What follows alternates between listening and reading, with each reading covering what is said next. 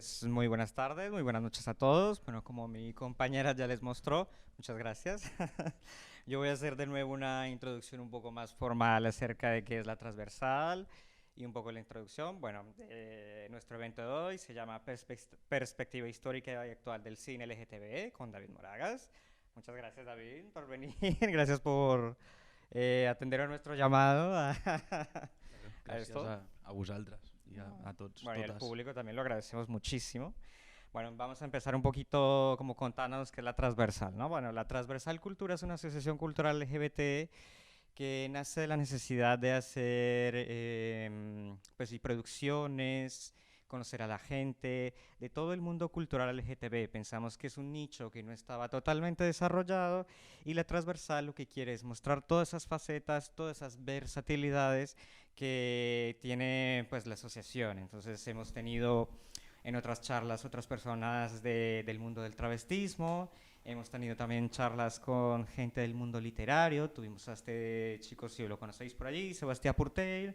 Después nos fuimos al otro lado, hemos tenido a Fer y las Disidentes, un grupo queer punk que ahora está muy de moda aquí por Barcelona. Y bueno, queremos dar voz a todas y a todos y por eso estamos aquí en la Transversal. Bueno, para el evento de hoy vamos a leer un poquito la biografía de David. Aquí, bueno, que ya te la debes saber de memoria, pero la leeremos un poquito. Bueno, David es, bueno, guionista y director de cine catalán. Se graduó de comunicación audiovisual en la Universidad Pompeu Fabra. En 2015 obtuvo la beca de la Caixa para estudiar su posgrado en la New York University, donde hizo su máster en Fine Arts, ¿no? En dirección, ¿vale? ¿Verdad? Bueno, sus cortos Only Fools, Rush In y Boyfriend se ha proyectado en una multitud de festivales como el Palm Springs, el Inside Out de Toronto y en el Da Film Festival aquí en Barcelona, ¿vale? Entre sus guiones también y largometrajes se encuentra Two Sisters, que recibió en el 2019 el Purpose List Award de la NYU y la distinción de los mejores guiones escritos por alumni del programa, ¿vale? Vale, un poquito así que vamos. Y obviamente que ya lo conocemos todos, bueno, si no vamos a hablar de ello más tarde, su largometraje más famoso, Stormy Night, del que ha tenido muchos reconocimientos y distinciones en varias partes. Aparte de eso, que hablaremos también en nuestra charla, pues David también dirige un estudio que se llama Estudio Loli, dedicado al cartelismo y diseños de afiches para otros proyectos audiovisuales. Pues de nuevo, bienvenido David, un gusto estar contigo por fin después de tanto tiempo. Y bueno, pues vamos a pasar por muchos temas, vamos a pasar por muchas cosas. Al final, para el público, si deseáis, le podéis preguntar cosas, podéis decir cosas para que la charla sea un poco más agradable y más amena. No pasa nada, aquí no hay vergüenzas, podéis preguntar lo que queráis, tranquilos, ¿vale? Muy bien. Comenzamos. Preguntas así un poco de más generales y cine. Bueno, pregunta al aire filosófica, estética. Bueno, vamos a hacer. Perfecto. ¿Cómo es el mundo del cine hoy día? ¿Cómo te sientes con cine hoy día? ¿Qué podría ser cine hoy día para ti? ¿Cuál es tu postura ahora? ¿Cómo estás con eso? Wow. Es como Muy empezar grande, así ¿no? como, Así, ¿qué es el mira, cine? de adentro. Yo una reflexión que hago muchas veces con el tema de qué es el cine o como medio es que para mí el cine es una forma de expresión artística que desde que nació ha sobrevivido, ha sufrido pues muchos cambios y transformaciones, pero nunca ha decaído. O sea, en cualquier Vale. caso, la expresión cinematográfica creo que va en aumento. Así que mi relación con el cine por ahora es como... me relaciono con el cine como una forma de expresión artística que está en constante cambio y constante transformación. Claro, y eso para ti, ¿cómo te ha cambiado a ti? ¿Cómo te ha transformado a ti? Dices que esa constante transformación. ¿Tú también crees que como que te has transformado? ¿Cómo te has dejado llevar? ¿Cómo con la marea? ¿Cómo ha sido ese proceso para ti? Sí, sí, totalmente. Yo creo que formo parte de una generación que ya hemos estudiado el cine como un formato cambiante y en constante transformación. Yo estudié comunicació audiovisual a la Pompeu Fabra, de fet, como has indicado, y Ujú, a comunicació audiovisual estudiamos no solo cine, sino distintas otras formas de expresión audiovisual, ¿no? Como la ujú, radio, la televisión, tal.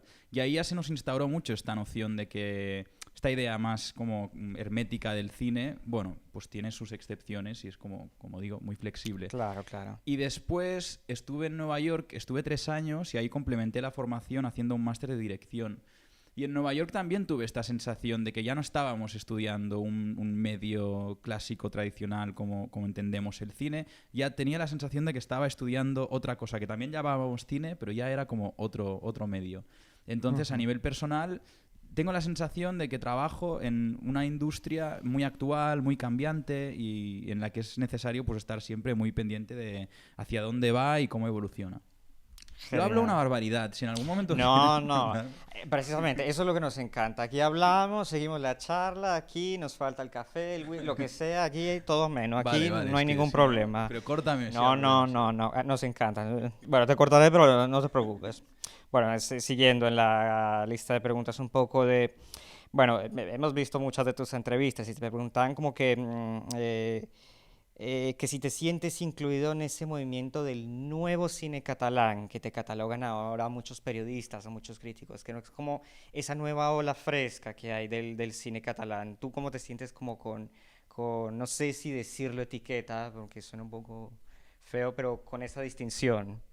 Yo me siento muy cómodo con la distinción porque soy cineasta y porque soy catalán. O sea, no, Mm, me siento muy cómodo. Sí, sí que creo que hay una especie de nueva onda, pero siempre hay nuevas. Tengo la sensación de que siempre ujú, estamos en una onda nueva de algo. claro. Entonces, en ese sentido, bueno, me parece apropiada la etiqueta, Ujú. pero tampoco me la apropiaría en cualquier caso. No saldría diciendo yo estoy aquí haciendo un nuevo cine catalán. No, claro, porque... Porque siempre es nuevo, ¿no? Como siempre viene Sí, una onda y sí. después viene otra y otra y otra. Pero sí, me siento muy cómodo y muy orgulloso de poder formar parte de esta generación de cineastas pues que estamos haciendo películas. Claro, porque también que como de esa nueva ola, como que con qué compañeros o con qué personas has podido intercambiar conocimiento, proyectos, charlas, ¿quién consideras más que podría estar dentro de este nuevo cine catalán, por así decirlo? Pues es muy curioso porque creo que todas y todos venimos de escuelas muy distintas y eso genera como corrientes de estéticas muy distintas. Por Claro, ejemplo, tenemos totalmente. a Alba Cross, Elena Martín, Marta Mm, Layana, que venimos de la factoría Pompeu Fabra, Marc Ferrer. Después Marc está la Ferrer, es factoría... verdad, Sí, sí, después sí. está la factoría SCAC, que también tienen tal...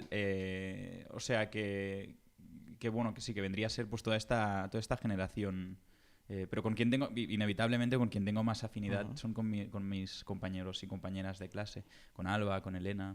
Claro, Alba Elena, que también las hemos visto contigo en otras entrevistas, Sí, que también están haciendo proyectos súper interesantes, también sí. algunos de tema LGTB, que lo tenéis que ver porque la verdad es muy interesante, tenéis que verlos, investigar. Y me encanta porque, claro, creo que hay una relación de que entre vosotros estáis haciendo cosas, como que tratando de sacar otra vez de nuevo la industria un poco que sobre diversos temas, porque no solo es LGTB, sino también sí de como que de muchas cosas veo que poco a poco, difícil, claro, que está con la situación actual, pero poco a poco. Entonces eso me interesa mucho que vosotros estáis sacando esa nueva... ¿cómo sentís con eso? ¿Cómo sacar esas cosas, mostrarlas? Y, mira, sí, esta era mi clase. ¿Cómo te sientes con eso? Pues muy bien. A ver, trabajar en el mundo del cine, intentar hacer películas, especialmente aquí en España, pues es una carrera a resistencia, porque es muy difícil y Totalmente. porque bueno, pues hay que picar pedra, como diríamos en catalán, y picar pedra cada Sí, día y tal. Entonces totalmente. ahora, bueno, pues sí, me siento como un poco más optimista. Hace 5 o 6 años te habría dicho, ostras, esto no tira, no tira. Pero sí que últimamente, no sé, ayer por ejemplo estaba con Elena Martín, que está a punto de rodar su siguiente película, después de Julia East, Ujú. y pensé, "Uf, qué guay, ¿no?" Y como veo a Elena y joder, me da como un subidón, porque además, no Mm, sé, es como somos unos perfiles que venimos al menos estos que he nombrado, ¿no? Venimos de la Pompeu, de la universidad, de trabajar mucho y ahora como es una carrera de fondo y ahora a ver que empiezan a germinar semillas que se claro. plantaron hace tanto tiempo. Sí, También sí. Alba Cross está ahora en este preciso instante rodando. después de Las Amigas de l'Àgata, hizo muy distintos bien. proyectos, pero ahora está como haciendo el proyecto, el primer proyecto así subvencionado, con ayudas de la Generalitat y demás, Muy y me bien. inspira un montón a mí ver esto. Y después también está todo un grupo de cineastas que están Ujú. trabajando con lo que son als TFGs, los trabajos de final de carrera, Sí, sí. que también es muy guay, ostras. Cada vez que, si puedo ir a la Pompeu, si me han invitado alguna vez para hacer Ujú. cosas de pitchings y tal, hostia, flipo, porque es súper guay las generaciones que están subiendo y que ahora están preparando TFGs y proyectos. Qué Pues maravilla. me siento muy optimista porque veo que Que la cosa va para adelante un poquito, la ¿no? cosa Que va para adelante, sí, podemos ser sí, un poquito optimistas, ¿no? Podemos total. decir. Sí, sí, sí, sí, sí. Bueno, mira, eso está muy bien. Vamos a ir ahora para una parte un poco más. Vamos a lo que, lo que nos concierne, lo del gremio, como dicen. Como dice, podríamos decir que existe cine gay o cine LGBT de verdad, porque ha habido mucha discusión entre los académicos y los críticos, y ves un montón de cosas todos los días que dicen, ¿qué es que el cine LGBT sí es LGBT, pero a veces no, porque es discriminatorio, no, porque es reivindicativo? Entonces, ¿caldría una palabra da cine LGTB? O sea, ¿realmente cine LGTB? ¿Podemos seguir con eso? ¿Cómo estás tú con ese tema? Bueno, es el tema. Es un tema súper complejo, porque para empezar, es decir, abro líneas de debate, ¿no? Sí, sí, Porque yo no totalmente. tengo respuestas a nada, porque yo me considero única y exclusivamente autor y no he hecho como el trabajo sociocultural de investigación para poder juzgar una cosa de una forma u otra, pero sí que hay unas líneas de debate que siempre me estoy planteando, ¿no? Para empezar, la misma definición del cine queer, ¿no? O el cine LGTB. Ujú. Porque, ¿qué consideramos como cine queer, ¿no? Por un lado, podríamos decir que una película en la que hay una representación no normativa de la orientación sexual es una Totalmente. película queer. Pero, por ejemplo, el otro día me preguntaba, ¿puede una película ser queer sin ser política, sin tener un mensaje reivindicativo? ¿O el Complicado. simple hecho de ilustrar un imaginario no normativo ya la convierte en una película política, ¿no? Porque por otro lado pensaba, bueno, a lo mejor cine queer es aquel que ejerce una misión política activista detrás, Ujú. ¿no? Y entonces eso sería cine Totalmente. queer. O sea que para empezar una línea de debate es ¿qué es el cine LGTBI Ujú. o cine queer? ¿Y qué diferencia deberíamos establecer entre Claro, cine entre el uno LGTBI y y el cine queer? otro, porque hay Después, diferencia. otra línea de debate que siempre se plantea es la de si la etiqueta es acertada o no. Mm. Y a mí, respecto a esa etiqueta, siempre me gusta citar a una autora que es Chimamanda Ngozi, que decía sobre los estereotipos y los clichés raciales. Ella decía una frase que me gusta mucho, que decía, las etiquetas muchas veces no es que sean erróneas, pero sí que son incompletas. Y eso me gusta mucho para definir el cine LGTBI, ¿no? Cuando me dicen, tu cine es gay, pienso, sí, pero ves, es una etiqueta que se asocia a un Claro. imaginario, un cliché, que es correcta, pero Pero es muchas muy veces sesgado. Yo lo que podría ser muy sesgado a veces. incompleta. Sí, A vale. veces puede ser incompleta o incluso, en el peor de los casos, reduccionista. Entonces, pero es otra línea de debate. O sea, no tengo respuestas de una forma u otra. No puedo decir, pues yo me opongo. No puedo oponerme porque no lo sabría juzgar. Es solo otra línea de pensamiento. Y después, otra línea como de debate que siempre me genera un poco de tal es cuando la etiqueta del cine LGTBI o cine queer es usada por el sistema como reclamo publicitario, ¿no? Como cuando una plataforma tiene una colección LGTBI o tal. Y ahí también me genera otra vez cierta incomodidad, ¿no? Porque pienso, a mí me encanta, o sea, me siento muy cómodo con la etiqueta de cine gay, pero a veces me genera incomodidad. Entonces, claro, es hipócrita por mi parte decir, a mí me encanta Claro. que me digan que mi cine es gay, pero a veces me ha generado incomodidad cuando veo que está asociado a esta dinámica tan tóxica del mercado de vamos Claro. el queerbaiting lo llaman, ¿no?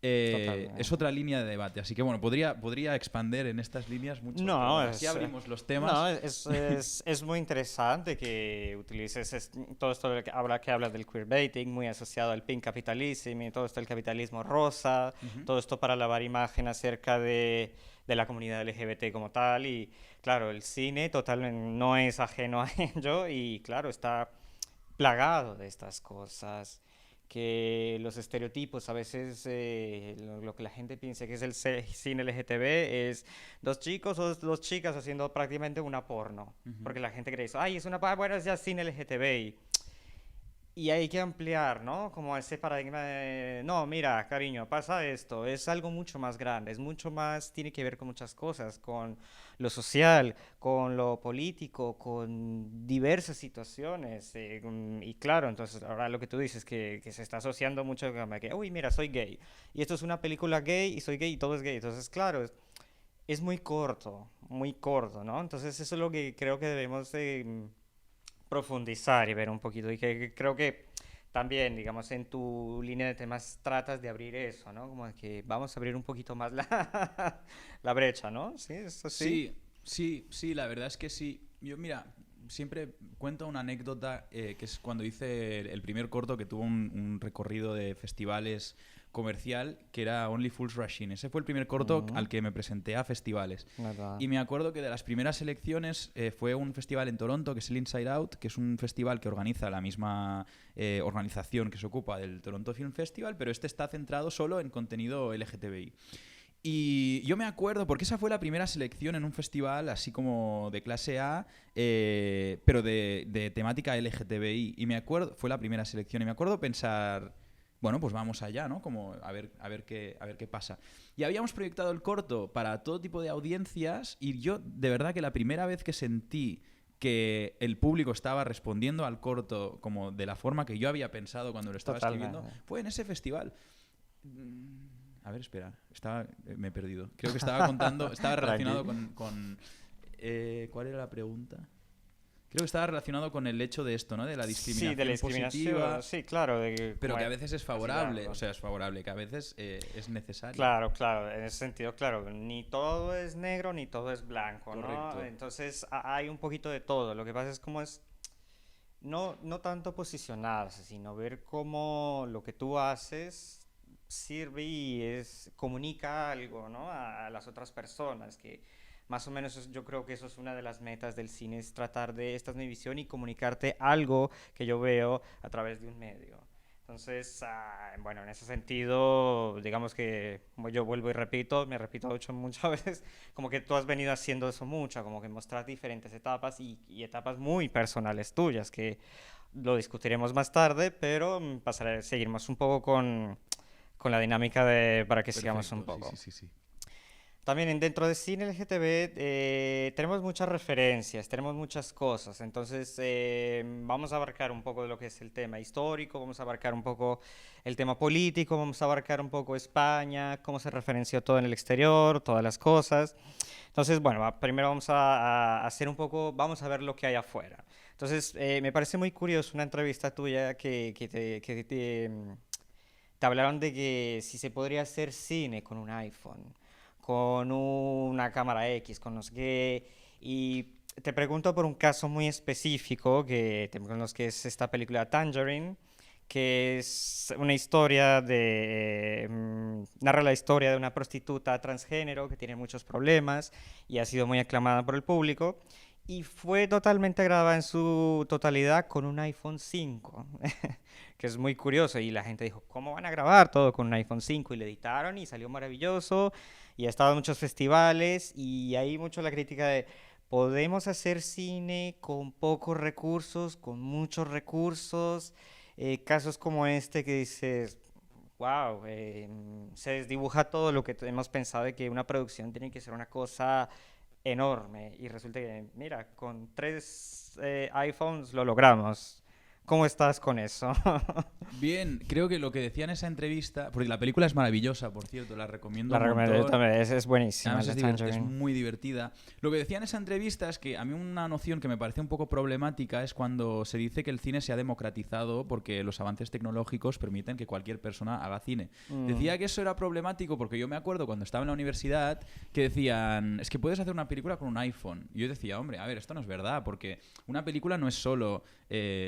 la grabación, o sea, una película es la experiencia entera de principio a fin. claro, Hacer una totalmente. película, terminarla, montarla y que llegue a un público, ¿no? Que sea proyectada o tal.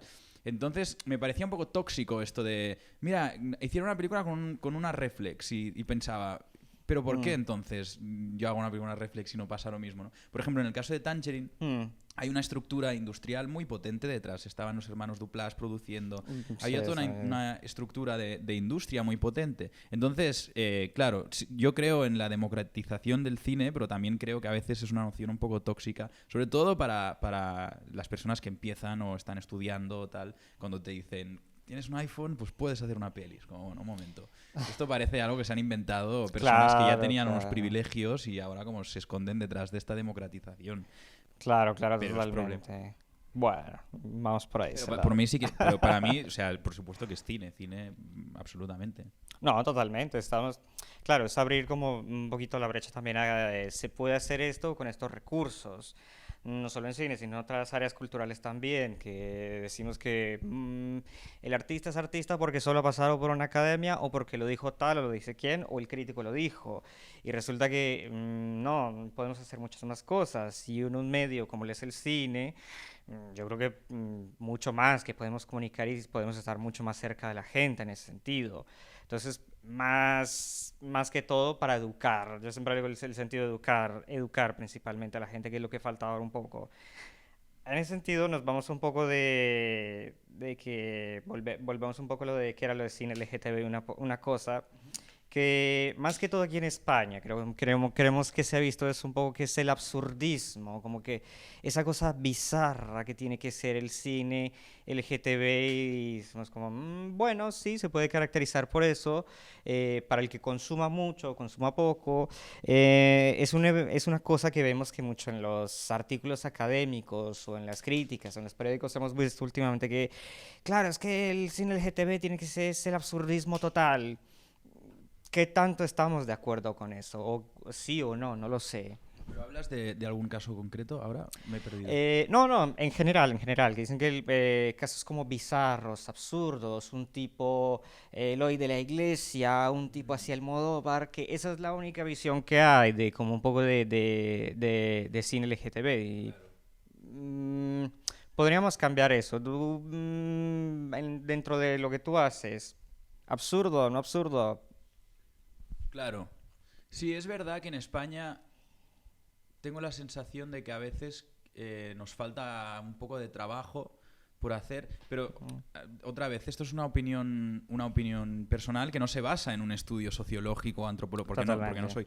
Pero como cineasta, por ejemplo, que me acuerdo cuando estaba en Estados Unidos, pues sí que tenía acceso un poco más directo a otro tipo de productos culturales que se estaban haciendo ahí. Y sí me acuerdo, después de 3 años ahí, cuando volví aquí, que justo volví, bueno, da igual, cuando volví y pensé, ostras, qué cambio cultural tan fuerte, y pensaba, sí que da la sensación de que hemos hecho mucho trabajo, pero estamos años luz del tipo de productos culturales que se están haciendo, por ejemplo, en Estados Unidos, por una simple cuestión histórica, de dónde venimos, del pasado político que tenemos aquí. Pero es verdad que en España, bueno, yo no sé si tanto la visión esta que comentas, o sea, no sé si la comparto así ahora como a primeras, la visión esta de que el cine LGTBI se asocia solo a la cuestión esta más absurdista, claro, o caricaturesca, pero por ejemplo sí me he dado cuenta de que aún estos productos culturales aún se ven como un nicho, algo un poco así... como alejado, sí. Un poco, yo hablaría incluso de un elitismo queer, que solo es accesible para esta élite, pero que para según qué audiencias pues no es tan accesible, aunque nos parezca muy accesible, en realidad no lo es. Claro, porque al final es realmente para quién entonces estamos haciendo este cine, o para quién es ese público objetivo, quién es ese target al que realmente estamos haciendo. Si realmente lo que hablamos anteriormente es para toda una comunidad o solamente es para 2, 3 personas con tales características, blanco, con mucha pasta, que se puede permitir y tiene el lujo de ir todo el fin de semana y tiene una plataforma para ver estas películas. Entonces, claro, ¿para quién estamos haciendo estas películas? En tu caso, ¿cuál es tu sentir? ¿A quién te diriges? ¿Quién es tu público? Mi público, yo siempre creo que estoy escribiendo para mis amigos en el bar, o sea, bueno, en cualquier otro sitio. Sí, yo siempre he tenido esta sensación de que estaba haciendo cine, pues no sé, como las cuestiones que escribo siempre están muy vinculadas al momento presente de pues, temas que me preocupan en Sí, la sí. actualidad y siempre pienso que me gustaría hacer películas pues para mis amigas y para mis amigos y es una forma que funciona bastante bien cuando estás escribiendo pensando, Mm. o sea, en lugar de pensar esto lo escribo para una productora o para no sé qué o para ganarme un reconocimiento de alguien, muchas veces lo que mejor funciona es pensar pues, en tus amigas, tus amigos, tus exnovios, Mira, está bien, guau. traerlo así. Sí, sí. Qué maravilla. Y tus amigos y todas estas personas de las que hablas, ¿cómo se sienten cuando ven todo esto y dicen, wow, David, wow, wow? O no, dicen, ay, David, mira, ¿cómo se sienten ellos? ¿Qué piensan de ti? En relación a la obra o en relación a... ¿Qué dices? Que tú escribes para tus amigos y dices Sí. un poco, y ellos qué dicen, como, Bueno, es que para mí hacer así cine es como abrir conversaciones y después continuamos la conversación después de hacer una película, pues lo bonito es poder seguir hablando del tema. Ahora, por ejemplo, después de hacer A mm, Stormy Night, no mm, me había pasado nunca tener tantas conversaciones sobre la monogamia y sobre las relaciones de pareja y tal y cual. Y empezó un poco con la película, ¿no? Investigando por ujú, ahí. ujú. Totalmente, mira, muy interesante. Bueno, seguimos un poco con esta discusión de que el personaje homosexual masculino llegó prácticamente al cine porque era algo divertido. No era censurado, no era debatido, porque claro, era el de burla. Era un personaje muy secundario, era un personaje que aparecía esporádicamente. Esto más, ya, bueno, años, más o menos años 20 que empezaron a aparecer las primeras connotaciones de películas, ni siquiera películas homosexuales, sino películas que tenían algo homosexual dentro, que tampoco lo habían dicho. Entonces, ¿todavía piensas que se disfraza eso de alguna manera? Que nos estamos burlando, sea mujer o hombre, ¿no? Porque también de mujer, ay, mira, mujeres que son homosexuales, todavía se burla un poco Mm. la producción en general. ¿Tú cómo lo ves? ¿Cómo es tu visión con eso? Es que interesante. Mira, pues para empezar, una distinción que antes hacía y que me gusta mucho es la de pues la diferencia entre cine queer porque representa una identidad no normativa, pero después, ¿qué pasa con el cine que ilustra el afecto homosexual, ¿no? Y cómo lo catalogamos, porque se dice que, de hecho, la primera película con contenido homoerótico fue uno de estos ensayos que hacían...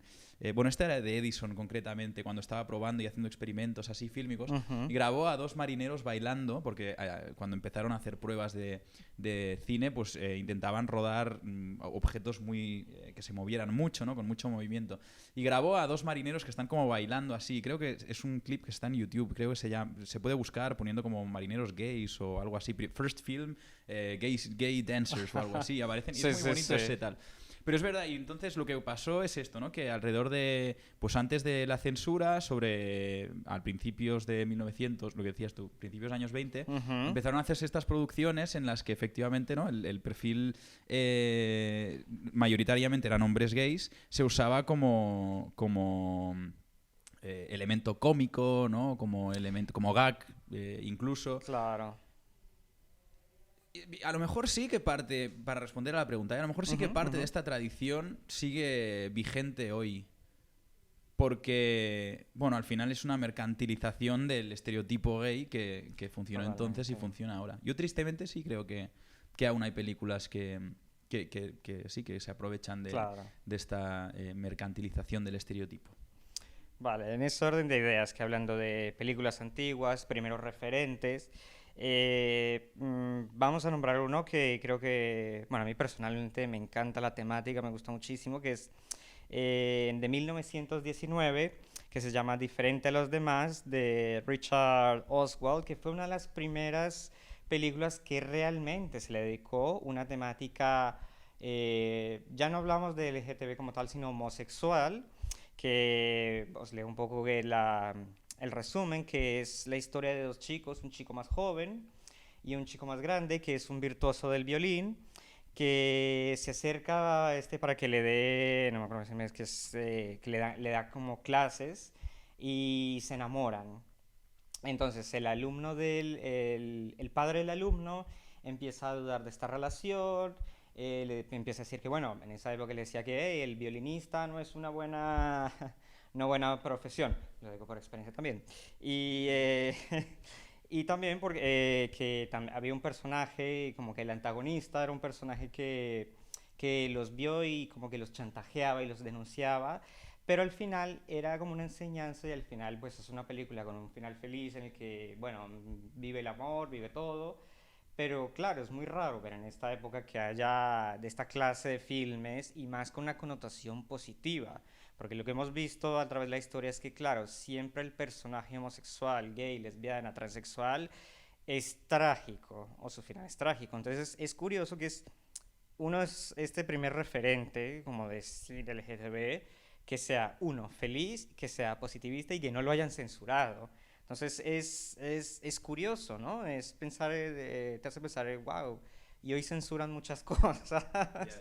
y hace un siglo. Entonces, este ejemplo, bueno, no sé si lo has visto, pero Sí, es maravilloso. He visto una versión que está, de hecho, censurada. O sea, está íntegra, puedes ver la película, pero hay como trocitos que se han perdido. Se ha perdido, Correcto. Y sí, entonces sí, lo sustituyen como con una imagen fija y cuentan tal. Sí, es muy bonita esta película. Esto sí, sí. surgió porque había un movimiento en la época de un grupo de estudiosos de la sexología, por decirlo de alguna forma, que estaban haciendo campaña a favor ¿Verdad? o sea, a favor, en contra de estigmatizar las relaciones homosexuales. Y esa película se hizo, de hecho, como un panfleto publicitario de cómo tratar el tema de la homosexualidad. Por eso tiene un componente casi educativo.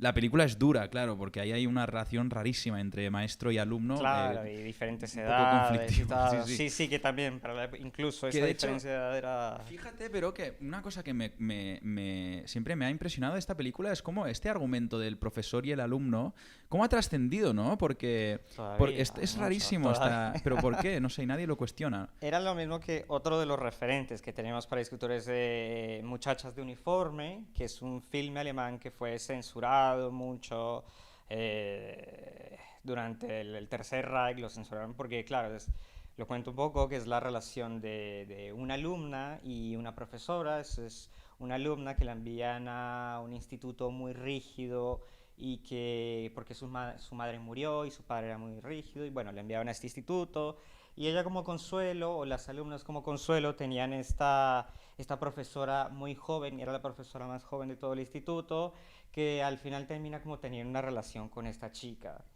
Y es también que lo veo como, wow, qué fuerte, uno, en esta época, dos, que obviamente la censuraron, sobrevivió, gracias a Dios sobrevivió, pero claro, hablamos también de esta relación de mayor, menor, experiencia, no experiencia, alumno, no alumno, que ha trascendido mucho en la historia LGTB, en todas las temáticas en general. Entonces es muy interesante esto. Si, no sé qué tienes un poco que decir acerca de esta... Solo que no, me llama la atención porque es como un argumento universal Sí, que a sí. día de hoy aún está muy presente, porque pensaba por ejemplo, en Call Me By Your Name está esta relación también del maestro, bueno, no es maestro, ¿no? Pero como y ha trascendido este argumento universal, qué cosa tan curiosa. Preciosa la película de las chicas de uniforme, Sí, no, sí, no es sé cómo se buenísimo. tradujo Sí, aquí en aquí se le dicen muchachas en Muchachas en uniforme, uniforme. algo así. Yo creo que Esta sí. película es preciosa, es Sí, ridículamente sí. actual además, la ves y dices, ¿cómo si...? Creo que es del, no sé de qué año, del 20, Me acuerdo de si lo tenía por 20, ahí. Bueno, bueno, del del 31, 31. que Pero es súper es... actual, es rarísimo ver esta película, porque parece que estás viendo una película contemporánea. Le dije a Alba Cross, le dije que tenía que hacer el remake catalán de esta película. ¿Sabes? Mira, Con mira, todas eso es las así. nenas així Es que es preciosa esta Sí, película. es buenísima, es muy recomendable, porque no saben, es de Leontín Sagan, sí, es muy recomendable, está en plataformas de streaming, está, por si la quieren buscar, y la verdad la recomendamos mucho aquí en La Transversal. Nos vamos con referentes un poco más tardíos, que no es que la historia sea totalmente LGTB, pero por su autor y el contenido creemos que es algo muy interesante de compartir con ustedes, que es El color púrpura de Steven Spielberg, que en realidad es una obra original de Alice Walker. Si no la conocen, que también la recomendamos mucho. Alice Walker es una escritora norteamericana que ha ganado diversos premios, afroamericana, cuya obra, esta obra, El color púrpura, era acerca de una chica que trataba todos estos procesos de la esclavización, como del abuso, se quedó embarazada, todo este heteronormatividad en esta época y toda la cosa. Y fue una historia que se abrió al público, fue muy interesante. No del todo porque podemos catalogarlo feamente como LGTB, sino porque como lo expresa su escritora, no sé si conoces esta historia un poco, es súper interesante, que en el papel estelar está Whoopi Goldberg, si no me acuerdo, y claro, también es otra parte que tenemos que hablar de ese cine, un cine también un poco más, el cine más crudo. Con el cine más crudo, ¿cómo ha sido tu experiencia? Sí. Pues mira, yo creo que ahí, o sea, en este tipo de películas se inscribe lo que decías antes como ¿cómo os digo eso? No la teoría, la idea o la preidea de esta asociación entre el drama y el cine LGTBI, ¿no? Totalmente. Claro, lo que ocurre sobre esa época es que el género del melodrama pues está más vivo que nunca y claro, la cuestión homosexual les va de perlas a todas estas autores y autoros todas estas autores para cultivar este género cinematográfico, ¿no? Y hablo pues esto del melodrama grandilocuente, Total. Que hasta el día de hoy pues es muy, muy vigente. Y les va perfecta esta noción, ¿no? Porque a través de los personajes homosexuales pues puedes hablar de argumentos universales tan grandilocuentes como el amor prohibido, la crisis de identidad. Y ahí surge una corriente de cine que trata la cuestión homosexual desde el más puro melodrama, ¿no? Y como tú decías, la crudeza. Son películas durísimas. Funciona muy bien porque tiene un componente también, que esto es muy americano, tiene un componente muy vinculado con la fe, o sea, muchas veces se estudia la relación entre Dios y los personajes, y funciona muy bien para todo tipo de audiencias porque la visión que se da de la cuestión homosexual es muy conservadora, es muy polite, es muy limpia en este sentido, no ofende a nadie, y por eso tiene este auge y entonces pues bueno, tienes películas como pues Brokeback Mountain, Ang Lee ha hecho unas cuantas que beben pues de esta épica, yo le diría como la épica del personaje homosexual. Ahí va para allá un poco, porque hay un periodo de la historia, bueno, que hemos leído un poco, que es en los 90s, surge el New Queer Cinema, que es como tratar de dar una perspectiva. Veníamos de una época un poco más cruda de hacer de los personajes LGTB a una visión un poquito más como lavada, como más de, bueno, ya, que no sufra tanto el personaje, ¿no? Que no sea tanto, que es como, no sé, de Filadelfia, de John Newman, que es un referente, a mí me gusta, no sé, es espectacular ese referente, lo recomiendo. Porque claro, trata toda la historia, la lucha, no sé qué, y después el personaje como que se reivindica, brilla, se le da justicia. Y así un montón de películas, vamos más o menos casi hasta los 2000, llegando ya con este furor de Brokeback Mountain, que claro, fue un éxito comercial enorme y que dio un giro totalmente. Pero previamente creemos que y es justo mencionar que hay 10.000 títulos atrás en los 90 que también ya eran importantes y dieron como ese empuje a que no solo hubieran personajes LGBT, sino que ya fuera una historia total, que no fueran solo personajes secundarios, que no fueran solo producciones que, mira, a ver, si le ponemos esto un poquito de picante a lo mejor funciona, sino que después se le dio como más importancia a esto. Entonces como del New Queer Cinema, no sé qué tanto sabes de eso, que también para mí es nuevo, pero bueno, es algo que me pareció muy interesante para discutir. Bueno, es que es un periodo muy bonito de la historia del cine porque, por un lado, empiezan a surgir nuevas formas de expresión que están muy vinculadas, ahora sí, con una primera democratización del medio. Hay cámaras que están al abaste de más gente, se puede rodar pues, de otra forma. O sea, estábamos también en un momento en el que el major y los estudios pues tenían esta réplica reaccionaria del cine independiente. Se le suma que a los años 70 empieza finales del 69, empieza la revolución a favor de los derechos homosexuales y ahí pues también hay bueno, un sinfín de formas de expresión artísticas y se le suma también bueno, pues el final de la censura y pues todo el movimiento de la década de los 70 y ahí es cuando empiezan a surgir pues estas formas más reaccionarias de hacer cine que ahora antes sí hacíamos la distinción entre el cine LGTBI o el cine queer. Para mí esto Claro. pues, estaría más cerca de un cine queer disidente que de un cine que se limita a ilustrar pues, narrativas no normativas. Y es un periodo precioso de la historia del cine. Claro, ahí, no sé, me vuelve un poco... Dicen que un poquito que el precursor de que se hubieran hecho historias y que se contaran las historias que podemos contar ahora, eran un poco los documentales que se habían hecho en los 70s y 80s a raíz, digamos, de la lucha contra el SIDA, que en esta época pues tampoco no se conocía mucha cosa y fue hasta los 80s, 90s que la gente se empezó a preocupar y que mal llamado lo decían el SIDA y el VIH, entonces el cáncer gay y que, pero curiosamente fue la inspiración para hacer una cantidad de documentales e historias brutales, ¿no? Y especialmente lo curioso que era no era gente normativa, es decir, hombre blanco que tiene pasta de edad media, que tiene unos estudios, no, sino de personas ya afrodescendientes, pues, que es el término así, estilo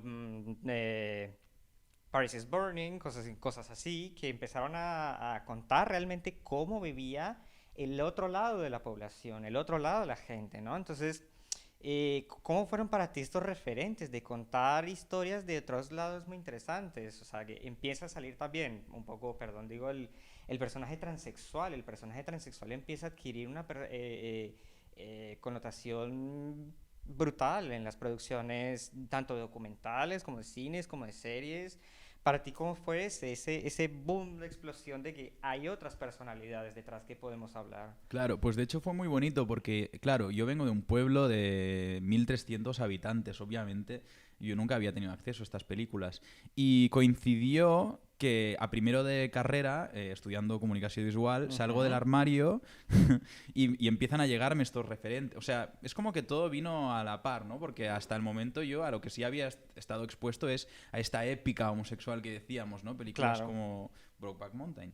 Ujú. Eso es lo que nos llegaba en el pueblo. A Totalmente. primero de carrera descubro el New Queer Cinema y coincide con mi salida del armario, pues obviamente lo recibí pues de forma al principio un poco como chocante, ¿no? Que son todos estos referentes. Y después sí que, bueno, por suerte, 4 años de formación en la universidad te dan para ir como desempaquetando y tal. Y aún a día de hoy, por supuesto, aún estoy viendo cosas que no había visto. O por ejemplo, el otro día en la Filmoteca daban Blue, de Derek Jarman. No lo había visto nunca en pantalla así grande y fue realmente transformador. Pensé, ostras, qué fuerte esto. Es bonito aún como a mis 28, a mis 28 como descubrir películas así de esta forma. Claro, es un sinfín de referentes que bueno, es lo bonito del cine. Claro, en ese orden de ideas también, una cosa que queríamos discutir es que hasta ahora, que son muy recientes, los últimos, no sé, 5 o 6 años, hay estudios como de la Gay and Lesbian Alliance Against Defamation, el GLAAD, que hacen estudios de cómo tanto los personajes como actores y las personas que intervienen en las producciones cinematográficas han estado ahí o si el índice ha subido de representación LGTB, si ha bajado, si seguimos en lo mismo. Y aquí a nivel España, que también lo recomiendo, es el ODAC, que es una organización que se encarga también de hacer estudios de visualizar qué es lo que estamos viendo en las pantallas, cuál es la cuota que le toca a todo el mundo. Y aunque hemos hecho un poquito de esfuerzo, decir, bueno, ya hay más personajes, ya hay más historias, la verdad es muy poco. Los porcentajes que se vende es el 10% de la pantalla, eso no es nada que vemos, a pesar de la explosión de producciones que hay ahí. En ese sentido, ¿tú cómo aplicas eso ya no solo a tus producciones, sino con tu alrededor, como esa sostenibilidad y esa, no igualdad, porque es más bien equidad de participación de gente en las producciones? Pues Bueno, desde la resistencia, es verdad que es un problema y que te lo encuentras en tu día a día como autor, pues sí, es un problema que hay que defender además como... Primero es un problema sistémico, no, es o sea, no hay un solo factor que culpabilizar. Y segundo, que bueno, que se vive en resistencia a diario. O sea, no te podría decir, pues mira, este caso concreto es un problema, pero bueno, que acumulo pues esto, anécdotas, historias, tal, a resistencia. Y ahora con mucha fuerza. Yo no sé si en 10 años me cansaré Bueno, ya veremos, ya de veremos. trabajar siempre a resistencia. Porque sí, Sí, es un sí, problema. O sea, es un problema. Es un verdad. problema que te encuentras en todas partes, haciendo un pitch, reuniéndote con una posible persona encargada de, yo qué sé, distribución, producción. Ujú. Claro, totalmente. También, Ahora, sí, también tengo que decir, perdona, para complementar la respuesta, que sí, otra sí. forma de afrontarlo es rodeándome de un equipo de personas pues muy implicadas y responsables y educadas en la causa Claro, que... porque ¿cómo es tu entorno de producción? ¿Cómo es tu entorno, o incluso cuando estás en la etapa de inspiración, la etapa de fase del estado del arte? ¿Cuál, cómo te rodeas? ¿Con qué personas, no? ¿Cómo es para ti eso? Tú cómo, si lo quieres compartir con todos, Sí, ¿cómo es claro.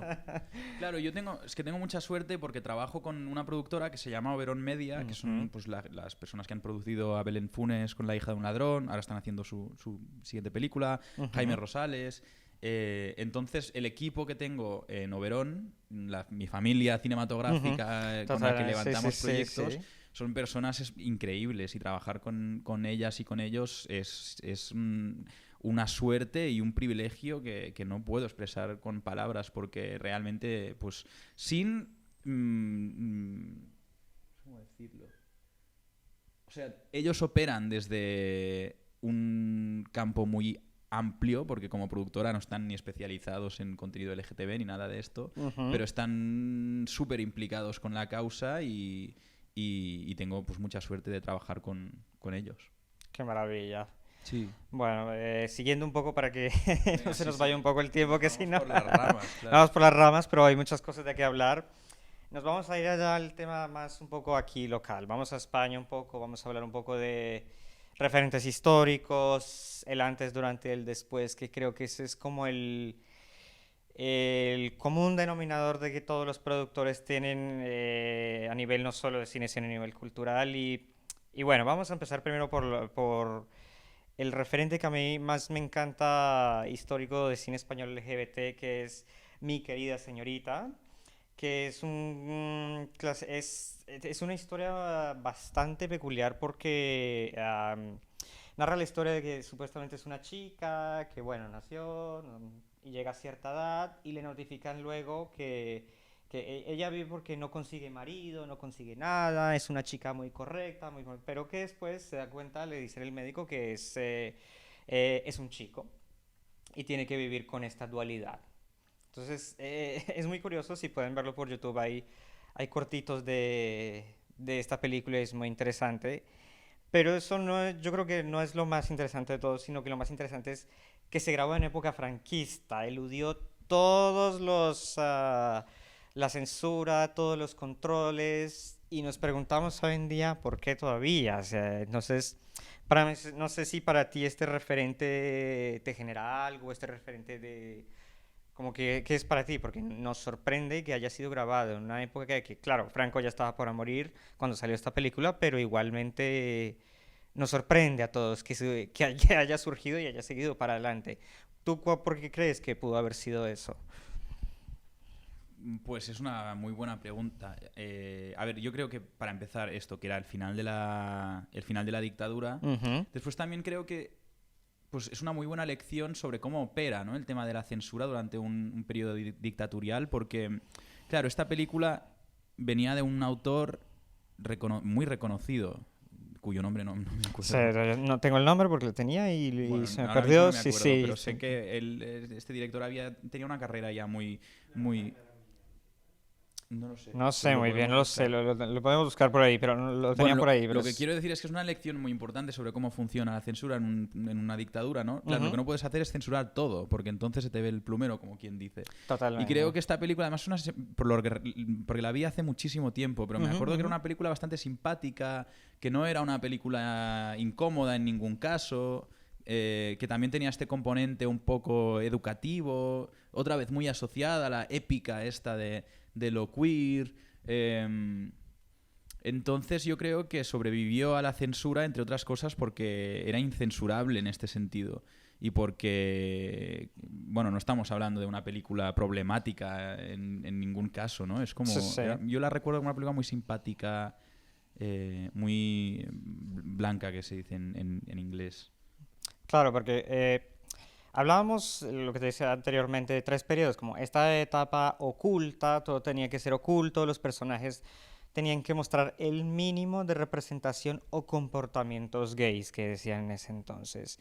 Y luego llegó la etapa de la transición, que digamos que esa etapa de la transición, lo que leíamos un poco, que era la modalidad reivindicativa, llegó más hacia los ochentas, porque ya la gente se empezaba a destapar, trataba una diversidad de temáticas brutales, incluso con personajes transexuales, que digamos que en España yo le doy mucho crédito o le doy que a pesar de que hay muchos referentes del cine LGTB y se desarrolló en otros lugares como Estados Unidos o en Francia, en países nórdicos, creo que España reivindicó mucho el papel transexual, el cambio, y hay muchas producciones que a día de hoy yo creo que es como, wow, uno que me ha marcado y que siempre digo, qué personajazo, bueno, porque es la gran Carmen Maura, que es con en La Ley del Deseo, sí, que interpreta a la hermana del protagonista y que pensamos que se robó todo, o pues para mí se robó todo el protagonismo, porque, bueno, La Ley del Deseo, que es uno de los grandes filmes del Almodóvar que cuenta la historia de unos chicos, una relación, es un poco un conflictivo ahí, un trío de chicos ahí que termina un poco mal. Pero la que se robó toda la escena y que lo hablamos un poco en nuestras discusiones de la transversal es Carmen Maura porque es un personaje extraordinario, es secundario, pero claro, y en esa época, claro, el transexual no podía interpretar papeles, a de hoy es incluso difícil todavía para muchos transexuales y reivindicamos eso que se pueda estar mejor, pero claro, es interesante que se le dio un papel en tan pocos años, habiendo salido de un franquismo muy reciente. Para ti eso como te lo enseñaron en el cine cuando estabas aprendiendo historia, ¿qué pasa en tu cabeza cuando ves cosas así, como tan sorprendentes? Siempre me genera muchas preguntas en el sentido de que, claro, este cine estaba surgiendo de una forma completamente reaccionaria al tiempo que llevábamos de dictadura. Bueno, que llevábamos, no, que llevaban. Y siempre me genera muchas preguntas porque me pregunto qué contexto histórico, o sea, qué contexto histórico tendría que darse ahora para que hubiera un movimiento reaccionario como el que hubo entonces, porque claro, es Claro, muy llamativo, totalmente. obviamente. Y sí que me genera esta pregunta, ¿no? Como, ¿habrá alguna vez otro movimiento reaccionario de esta magnitud en respuesta a otro movimiento o otra etapa política? No lo sé. Pero en cualquier caso, pues otra etapa preciosa del cine español, la post-transición. Además, otra vez muy vinculado al movimiento de liberación y de lucha por los derechos homosexuales eh, y también a la democratización del medio. Claro.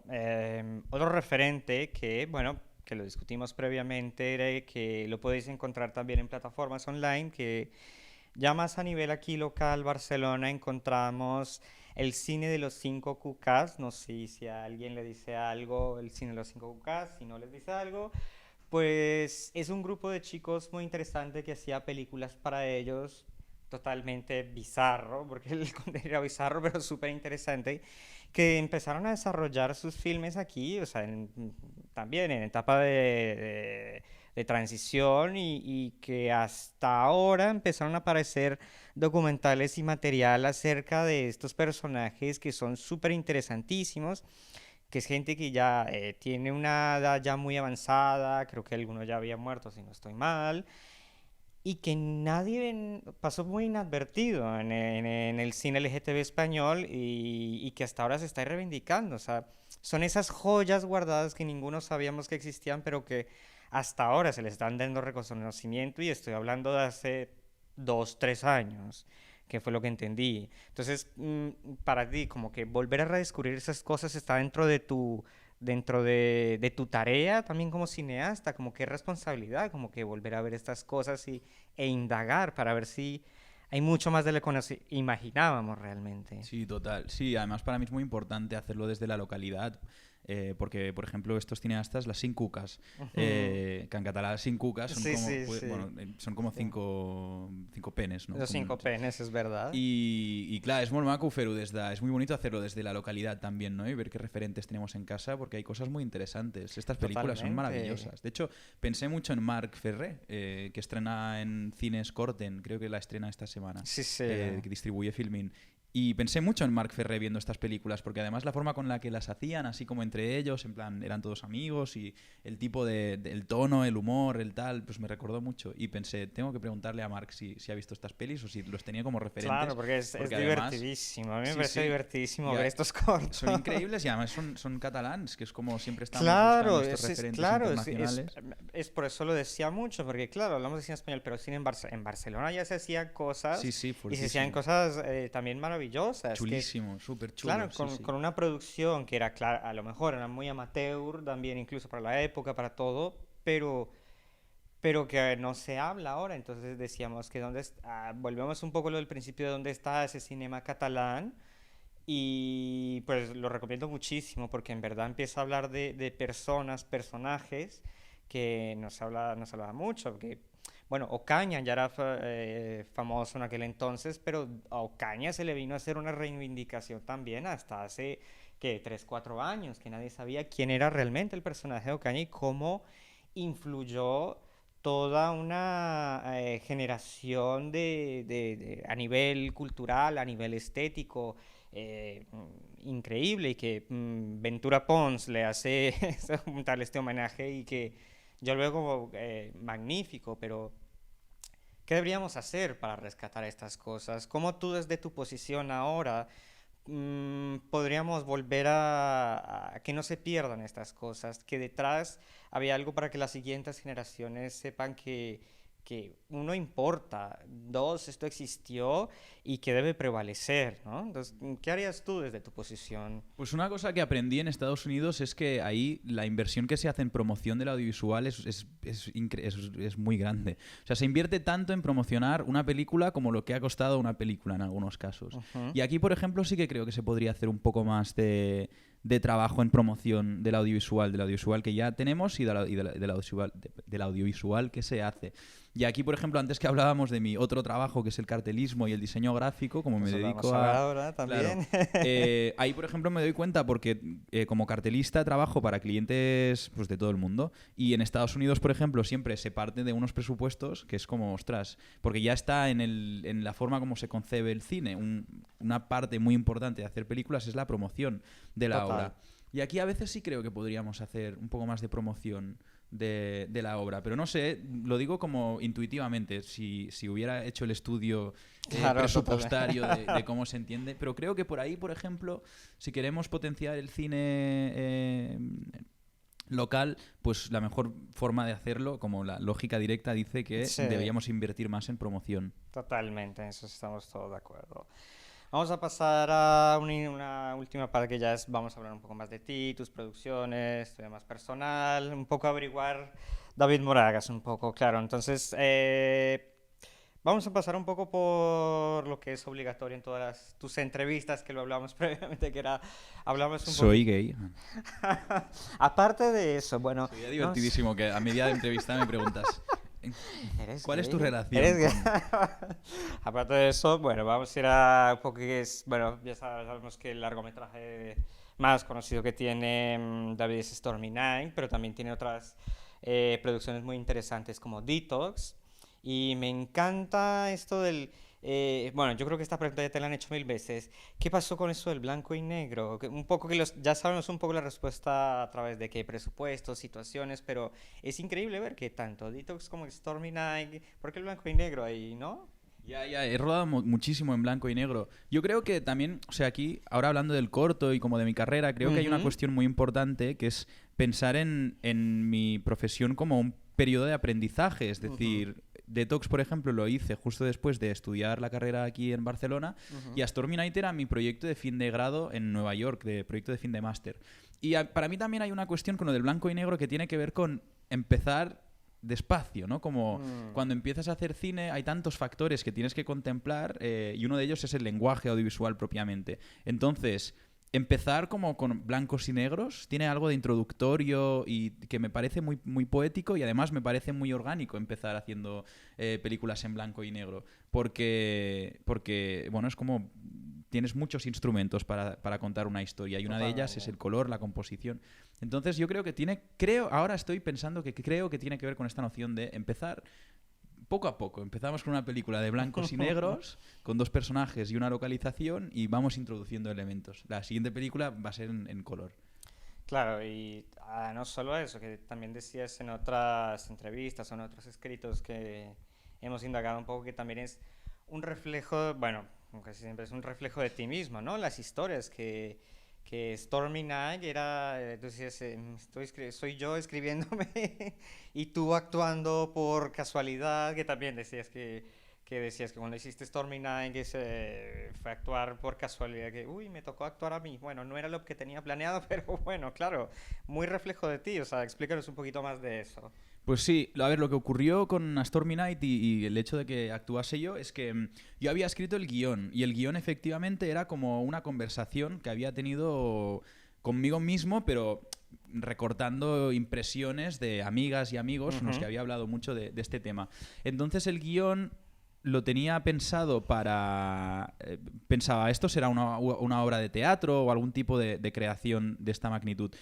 Pero después uno de mis colaboradores habituales, que es Alfonso Herrera Salcedo, es el director de foto, estábamos preparando el proyecto de tesis de mi máster en Estados Unidos y iba a ser un corto inicialmente y Alfonso me dijo, ostras, tú que siempre rodas con tan pocos recursos y tal, ¿por qué no intentas hacer una película pero de la misma forma con la que has hecho los cortos? Y pensé, ahí se empezó como, ping, se hizo, no sé, un spark, ¿no? Como, vale, y se me puso esta noción en la cabeza.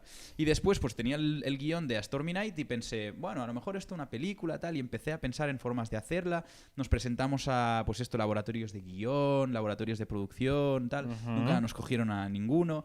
Y un día, mi novio, que es el otro actor, es Jacob, nos despertamos y estábamos hablando. Él me decía, él es actor y dramaturgo, y él sí tiene una carrera un poco más consolidada como actor de teatro en Estados Unidos. Pero en ese momento él estaba como, tengo ganas de hacer proyectos que me apetezcan hacer, haciendo lo que nos dé la gana. Y me acuerdo una mañana nos levantamos y me dijo, vamos a hacer esta película, la vamos a hacer tú y yo. Porque si no, yo siempre me ponía muchos obstáculos, como, claro, ¿quién va a interpretar esto? Tengo que pagarle el billete a alguien que venga de tal. Y claro, totalmente. Claro, no teníamos dinero. Sí. Y surgió así en realidad, por eso lo hicimos nosotros dos. Y nos encerramos 10 días en un piso y rodamos con el material de la universidad, rodamos la película. Buenísimo, bueno, me encanta esa historia de que los dos, Sí, con este chico, se puso a grabar, me encanta porque también el chico se ve que es de una personalidad es muy efusiva, muy, sí, vamos, hacemos, claro, que se le ve en su personaje también, que lo interpreta, me parece también este chico maravilloso como lo interpreta, y claro, lo veo como un ejercicio que nació, bueno, sí, realmente siendo un estudio, fue el trabajo de máster, perdón, y luego, ¡pum!, surgió y gustó a todos, gustó a todas. ¿Cómo fue esa transición de que, mira, esto es Stormy Night, lo presento y todo el mundo, ah, mira, ¡pum!, David ha hecho esto, wow. O sea, ¿cómo fue ese periodo? O sea, ¿no te lo esperabas La verdad es que no, la verdad es que no me lo esperaba en absoluto, pero bueno, ahí también es importante decir, porque si no me parece muy tóxico también cuando dices, rodea una película y ahora he hecho una peli. No es así, en realidad. Claro. Yo era muy amigo se llama Alba Bosch, que es mi productora, y era amigo suyo porque estudiamos juntos. Cuando terminamos la carrera, ella empezó a trabajar en Oberón Media, que es la productora con la que ahora trabajo, y yo me fui a Nueva York. Y durante ese periodo en el que yo estaba en Estados Unidos, yo estaba en contacto con Alba todo el rato y le decía, hacemos algo, tal, tal, tal, tal. Y en un momento planteamos hacer a Stormy Night siendo el recorrido industrial tradicional de pedir las subvencions de l'ISEC y del gobierno español. Ya. Pero a mí no me cuadraba eso, porque quería decir esperar, es lo que estamos haciendo ahora básicamente, Claro. quería decir esperar mucho tiempo. Entonces lo que ocurrió es que yo le dije a Alba, yo voy a rodar esto con mis recursos, después te lo enseño, si os funciona Claro, miramos de totalmente. terminarlo y si no, pues me lo quedo yo y seguiré con mi... Y a ver qué sigue. y a ver qué ocurre. Sí. Afortunadamente, una vez rodada la película, yo les mandé un premontaje a Oberón y cuando Alba lo vio dijo, mira, estamos ahora mismo trabajando con una empresa de postproducción, que es Ujú. Antaviana, que precisamente están intentando como empezar a hacer proyectos así más de cosecha propia y entrarían como productores.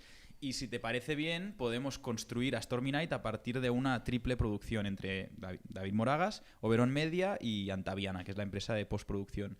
Y y juntando estas fuerzas terminamos el proyecto y después Oberón se encargó de... Bueno, no es bien distribución, pero Oberón empezó a presentar algunos festivales, como fue el Festival de Málaga, Ujú. y después entró Filmin.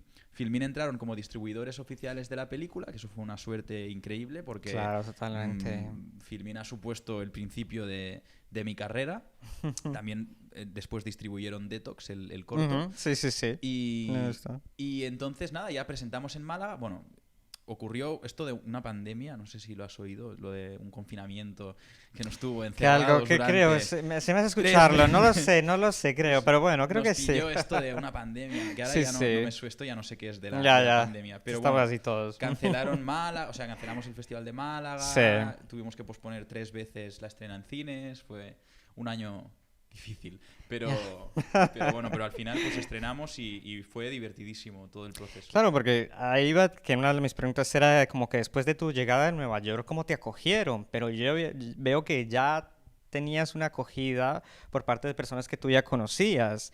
Entonces, ¿cómo se ha desarrollado más bien es ahora tu estancia aquí? ¿Cómo sigues después de pasar todo este proceso que pasaste en Nueva York, estudiando, haciendo y que por lo que sé fue un poco también Nueva York fue un poco difícil para ti y por toda la experiencia de toda la cosa y claro, esa acogida para ti debió ser como una cosa brutal, o sea, que tuvieras personas que estuvieran detrás de tu proyecto.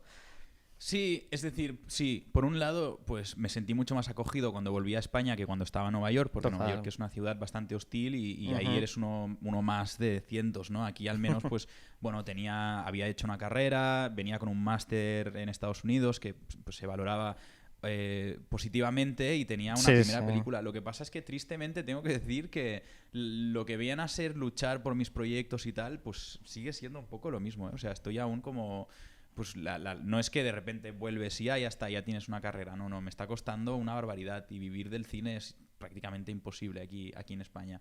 O sea que aún no puedo decir que me sienta como ya dentro de la industria o que me sienta... A mí me cuesta aún cuando me preguntan qué haces, nunca digo que soy director de cine. Claro, Nunca. porque tal y como está la situación, la industria del cine aquí, las ayudas y todo, claro, eso es para nosotros es otro trabajo que hay que hacer. ¿Y tú cómo llevas eso? Claro, esos procesos de no solo tengo que hacer esto, sino también tengo que procurar para que económicamente sea viable. ¿Cómo luchas con eso, con la viabilidad del proyecto? Pues aprovechando la experiencia personal que tengo. Lo que pasa es que es difícil y es difícil y es largo y es tedioso bueno, y es lento sobre todo porque, Ujú. fíjate, ahora empezamos el proceso de hacer lo que será la siguiente película. Empezamos hace un año, ¿no? Sí, un año justo. Ujú, Hace un año ujú, que ujú. firmé el contrato para escribir el guión. El guión lleva escrito ya desde hace pues, un montón de meses y ahí estamos aún Mm, picando piedra. O sea, la forma de financiar películas aquí en España, porque es muy curioso, es que hay unas subvenciones que vienen de organizaciones públicas como el Govern català, que es el ISEC, TV3, Televisión Española, tal. Entonces, mm. estas organizaciones tienen una convocatoria anual en la que tú presentas tu proyecto junto a 13.000 directoras y directores más y entonces ellos eligen qué proyectos subvencionan en base a la calidad del proyecto y a la estructura industrial que te acompaña, ¿no? Porque no es lo mismo cuando te acompaña una productora que tiene unos puntos por haber hecho ya unas películas que otra. Y en esas estamos, esperando a que consigamos Aquí, el sí. dinero para hacer la película, pero es Bueno, agotador esperamos que porque... sí pueda ver la luz pronto el proyecto, porque sí es muy importante esto. A un tema más personal, ¿crees que para ti también es un trabajo de autoterapia hacer esto, todas estas producciones, verte a ti mismo, decir cómo está tu vida en este momento a nivel personal, a nivel social, a nivel, no sé, profesional? Cuando tú estás haciendo esto, también piensas que es como una terapia, es como, ¿qué sientes? Porque a veces, muchas veces, como, bueno, hago esto y ya está, pero claro, al ver vemos que estás muy reflejado en tus producciones, como es, ves esto luego y dices, wow, mira, ¿cómo te sientes tú? ¿Cómo te has visto después de ver todo esto? Bueno, pues me da bastante vergüenza porque cuando lo hago no lo pienso y después sí que es como... pues me da un poco de vergüenza, pero bueno, también ha sido una forma o sea, ha sido la forma de hacer cine que me ha funcionado, ¿no? O sea, yo sería Ujú. incapaz ahora mismo de hacer una película de astronautas heteros. Bueno, a lo mejor me saldría Mira. si le doy la vuelta o algo, pero me sería muy difícil. Pero bueno, he encontrado esta fórmula con la Sí, que me sí. siento muy cómodo creando y es que no sabría hacerlo de otra forma. Ujú. ¿Terapéutico o no? Bueno, no lo sé. No sé si está siendo muy, muy terapéutico. A lo Mm. mejor en 10 años te puedo decir, pues mira, sí fue terapéutico. Por ahora es como, tampoco lo pienso mucho, es la forma que tengo de Sí, sí. explicar historias. Inevitablemente después... Y no lo hago de forma consciente, porque ahora, por ejemplo, la película que estoy haciendo, que también reflexiona mucho sobre pues, la edad, tener 30 años, empezar a hacerte preguntas que pueden trascender ya en lo que será el resto de tu vida, no sé. Totalmente, sí, Ahora, sí. por ejemplo, tengo amigos que empiezan a cuestionarse el tema de la paternidad y la relación con la familia tradicional. Sí. Yo no me había hecho estas preguntas nunca, entonces Ujú. inevitablemente, como son cuestiones que tengo muy tal en mi día a día, pues Ujú. la película que estoy haciendo reflexiona mucho sobre estas cuestiones. Y a lo mejor, que es verdad, claro, después la haré y dirán, pues es es una película... Estuvimos hablando de eso, sí, Claro, de es a mí. autobiográfico, es terapéutico y pensaré, ostras, pues no lo sabía cuando lo hacía, pero es que no habría escrito otra cosa. Pues mira, eso es muy interesante. Ahora yéndonos a otro universo que, bueno, no es que no tenga nada que ver, pero aparte nos interesó mucho indagando acerca de David, que David tiene un estudio, ¿vale? Que es Estudio Alioli, que es esta faceta de diseño y cartelismo para diversas producciones, no solo para ti, sino para diversas producciones. Wow, ese giro para mí fue maravilloso, porque es ver otra faceta de David que a lo mejor nadie conoce y que si lo veis por sus redes sociales ha hecho carteles para diversas producciones y que hemos visto, no porque te estoquemos ni nada, sino porque hemos visto que haces muchas ilustraciones, muchas cosas, muy interesante. ¿De dónde surge todo esto de Estudio Alioli y de hacer este cartelismo? Pues me gusta mucho que preguntes esto porque a veces da la sensación de que cuando eres cineasta el dinero como, no sé, sale de los Claro, árboles o y algo. no. Y me encanta que me preguntes por lo Sí, que viene sí, a ser la sí. profesión con la que me pago el alquiler. Pues lo del diseño gráfico empezó porque en la carrera en comunicación visual dimos un par de asignaturas que trataban temas se llamaba Teoria de la forma, color y composición, ¿no? Y estudiábamos Ujú. carteles de películas, cuestiones de diseño, y después, paralelamente, yo tenía un poco de formación técnica de programario, o sea, de cómo usar el ordenador para diseñar, de ilustrar y tal. Ujú. Y ya en la carrera, pues empecé a hacerlo, me gustaba mucho el tema del diseño gráfico y después fue en Nueva York, de hecho, que como hacía muchos cortos, yo hacía los carteles de mis cortos. Entonces mis compañeros empezaron a pedirme si podía hacer los suyos. Y empecé a hacerlo como para mis amigas y para mis amigos. Pero Genial. llegó un momento en el que ya no daba de sí, o sea, no tenía tiempo y empecé a decirles, bueno, pues quien me invite a cenar, le hago el cartel a Mira, cambio de una uy. cena o tal. Y la cena se convirtió en una tarifa y es que lo hice sin darme cuenta, o sea, empecé a hacerlo del estudio sin darme cuenta. Y la tarifa se convirtió pues en pues bueno, fui subiendo de tarifa y así cuando llegué en España pues ya tuve que hacerlo un poco más Claro, y formal, al negocio y claro, me todo. di de alta como autónomo y ahora es como mi empresa, lo de Agioli. Y ese pues es un estudio de diseño gráfico que se centra exclusivamente en hacer carteles de cortometrajes y de películas y a veces hacemos los títulos de crédito de algunas Muy películas. bien, Sí, también, y mira. me fascina, me gusta muchísimo mi trabajo, Wow. me encanta, además, pues como decía antes en España, si eres director es muy difícil vivir solo de ese trabajo, mucha gente lo complementa con la docencia, o con padres ricos, pero en mi caso pues encontré esta forma de pagar el alquiler que me gusta mucho, bueno, me apasiona el trabajo que hago como diseñador. Pues muy bien, David. Pues llegamos aquí hasta el final de la entrevista, pero no sin antes, queremos si el público tiene alguna pregunta, alguna duda, algo que le quieran preguntar a David, algo que les surge de la charla, algo que queréis compartir. ¿Alguien? ¿Alguien? Yo sí que tengo una. Hola. Venga. Hola David, mi nombre es Iván.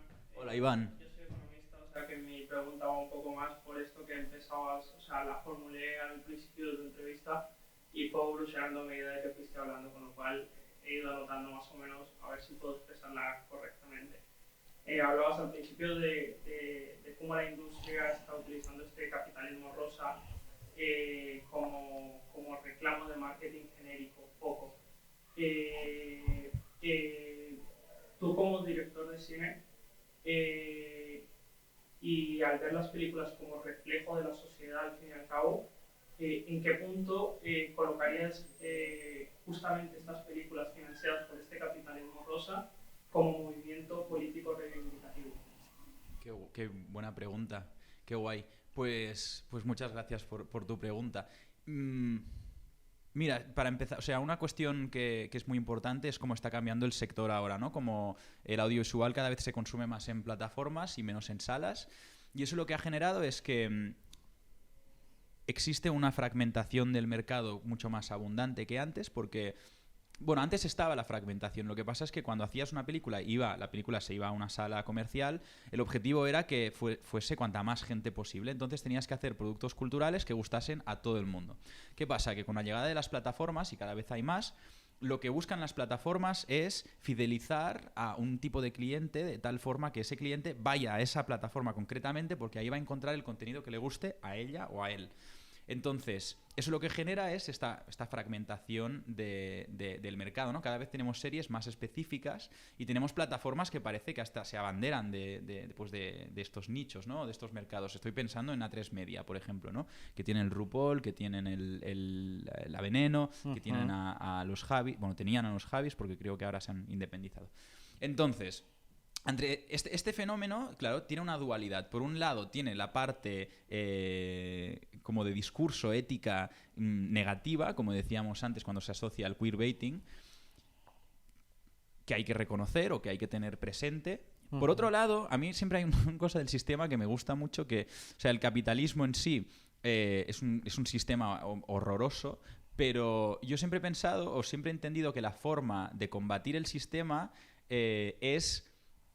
O sea, buscar la forma de apropiarse de sus normas, buscar la forma de empoderarse en este mercado, ¿no? Entonces, yo soy muy consciente de que mis películas se pueden usar con finalidades de queerbait, ¿no? Como vamos a usar este cine para apropiarnos de este nicho.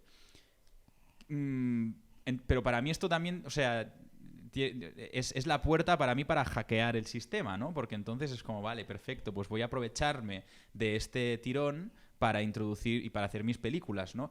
Por ejemplo, en A Stormy Night se habla esta cuestión del sistema, ¿no? Se habla de los trabajos, tal. Y a mí me parecía como divertido que esa fuese la película con la que me he como introducido en la industria española, criticando un poco como este funcionamiento.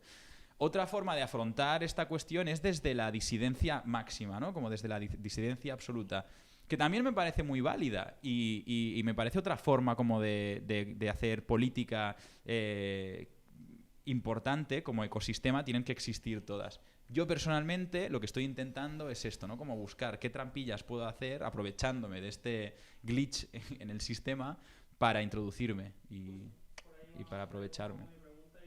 Lo completaba ya que hablabas ya te digo, que ha ido evolucionando un poco a lo largo de tu entrevista, porque nosotros en economía hemos reemplazado la palabra responsabilidad social corporativa, que es algo muy bonito de hacerte responsable de todo aquello que generabas en tu entorno por inclusividad. ¿Vale? Entonces, claro, ahora se habla de inclusividad. Entonces, ¿cómo hackeas el sistema internamente? Yo creo que el ejemplo más claro es RuPaul actualmente. O sea, es un hackeo absoluto del sistema, hasta el punto de que es una industria en sí misma. Entonces, justamente por ahí va un poco mi pregunta. Muchas gracias, Iván. No, gracias. ¿Alguna persona más que quiera participar, que quiera saber algo, alguna duda, pregunta? Yo soy Gilbert, yo recuerdo cuando has hablado tú del tema del cine gay épico dramático, Ujú. que la primera película que has mencionado era, ¿cuál era? ¿Cuál de todas? Años 70, 60. De mi querida señorita, de... El cine dramático yo recuerdo La calumnia de William Wyler, vale. el personaje de Shirley MacLaine, pues son dos profesoras, que es una obra de Ian Feldman, Ujú. pues una niña la acusa de que, bueno, de que tienen relaciones, bueno, por más dulcificado que al final Shirley MacLaine se suicida, ¿no? O sea, es el drama Claro, de tratar. Y cuando hablamos de Brooklyn, yo recuerdo Morris, que es una película que tiene un final feliz, aparentemente, contrariamente a lo que era Brokeback Mountain, en ese sentido. Porque Morris es una película del año 86 de James Ivory, ujú. está basada en la novela de Foster. El final, dentro del contexto, es un final realmente feliz, ¿no? Es una cosa que... Claro, entonces eso es lo que queríamos reivindicar también, que un poco que cómo se ha utilizado el personaje y los actores, también propiamente dicho, que decíamos que cómo va conducida la historia, a dónde va conducido el guión, por qué lo conduce y quién lo conduce para que lleguemos a este resultado final, que hoy en día es un poco más libre, que digamos, en producciones que yo creo que David es un poco más libre en ese sentido, pero igualmente lo que tú decías, que con claro, ves, claro, todo muy bonito en el Instagram, pero trágico, y pintar siempre a la persona LGTB como alguien muy trágica, y que entonces nuestro deber aquí, nosotros que nomás con la Asociación Cultural creemos que es hacer un llamado de atención a creadores, no solo a cineastas, sino muchas producciones de que, claro, ¿cuál es el siguiente giro? Aquí no queremos condicionar a nadie, pero ¿cuál es el siguiente giro para dar esos nuevos personajes y esas nuevas cosas, ¿no? No queremos que sea también eso condicionado de que sí, la historia trágica, amor y muere degollado, se suicidó, se no sé qué, y claro, eso es como también un poco de la responsabilidad que tenemos a través de la producción cultural, ¿no? Que la producción cultural no solo es ese drama enorme que creemos que siempre, sino que también es otros puntos de vista, otras historias. Era también un referente que se me olvidó comentar mucho, que era esta historia de... ay, lo tenía por aquí escrito y entre esto se me olvidó, que es dos chicas de gitanas que se enamoran. Esta producción era ¿cómo es? Candela y Lola, no me acuerdo muy bien ahora. Es- Carmen Lola, gracias, muchas gracias, Bel, publicas a menos que yo, que me pareció magnífico que se tratara de, claro, el tema LGTB también se trata en otras poblaciones y en otras sociedades, y en este momento se enfocaba en las gitanas y dos chicas lesbianas que tienen que vivir su amor y que la familia de una manera abrupta la separa. Entonces, claro, es trágico, sí, también es trágico, pero también es contar otras historias que nadie sabe y nadie tiene en cuenta esto, sino que salimos de esa heteronormatividad de los dos guapos se enamoran y esto, y es muy interesante cómo se desarrolla ese personaje. Y por eso agradezco también tu aportación, que esto también nos ayuda como a ver otras perspectivas de más cosas. Es una serie de mucho público con Downton Abbey, el personaje gay, Claro, malvado, exacto. Es que es así, lo pintan así. y luego no está justificando, Totalmente. dando poco a poco, ¿no? En ese sentido. Exacto. Y está muy bien esa apertura. Y para ti tenía una pregunta. A mí No me sé. sorprendió mucho tu película porque, de hecho, escribí sobre ella en mi blog. Porque, claro, lo que hablábamos antes, o sea, seguimos buscando referentes, por lo tanto, LGTB o LGTBI, Mm. no vas a Filming y quieres saber si hay alguna novedad, vas a buscar Ujú. LGTBI. Precisamente porque todavía nos tenemos que etiquetar, lamentablemente, porque eso es gris.